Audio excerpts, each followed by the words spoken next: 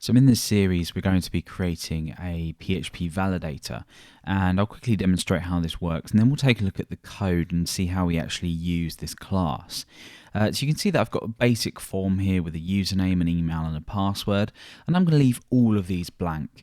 When I hit submit, you see that we've got this array back here. Now we're not going to be delving in how we're actually displaying the errors to the user. That's fairly straightforward because we've got an array structure here with keys that correspond to the field names and then all of the errors within here. So you can see here that we've got a couple of errors for each field because they're both required, and we've also got email validation. So obviously an empty email is not a valid email address, and also a username and a password must be a minimum of 3 and 6 characters respectively. So we're going to be learning how to do this. Now let's take a look at how the code works.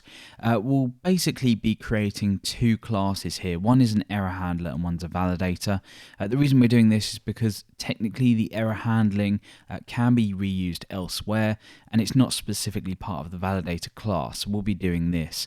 If it sounds complicated to you, don't worry, it's not that difficult. But we're basically injecting this as a dependency. So the basis of this is to create a validator instance or an object, and then we use this check method. Now we can either pass an array, an associative array hard-coded, or build this up ourselves, or we can literally just pass the post super global. You can see I'm checking that it's not empty up here. Probably better ways to do that, but yeah, I'm basically just passing all of this post data in, and that obviously comes from the form that we saw just a moment ago. So once this is posted through, it goes into here, and then we pass in an array of lots of different rules. Now this is an associative array, and the keys here correspond to the field names. So we've got name, username, email, and password, and then we give things like required true, max length 20, min length, whether we want to validate this as an email, etc., etc. And this is so easy to extend. So if you need additional checks for certain things, maybe you want to check if a field is alphanumeric or numeric or something like that, we'll be going over within the series how you can extend this for your own use. So we're not just restricted to what we're going to be doing here.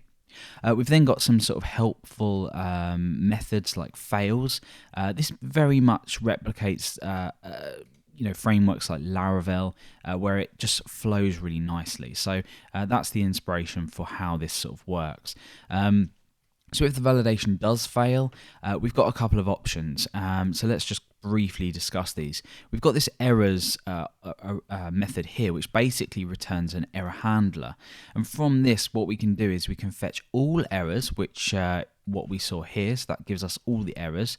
What we can also do though is specify and hit a key. So I can say I just want all errors relating to the username. So in this case, if I resubmit the form, that just gives us a list of the errors specifically relating to the username. Just as a side note as well, these messages here are highly customizable. We have placeholders in place of the field and what satisfies the check. So what we can also do is we can grab the first error from a specific field. So if you just wanted to display this maybe just next to the field here, you can see here we've got this, the username field is required. We could do the same for the password as well, for example.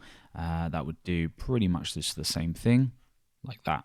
So it's very flexible, easy to extend, and when you actually come to use the validator class, the syntax that we're going to be building here is fairly memorable. You can easily remember this for your projects.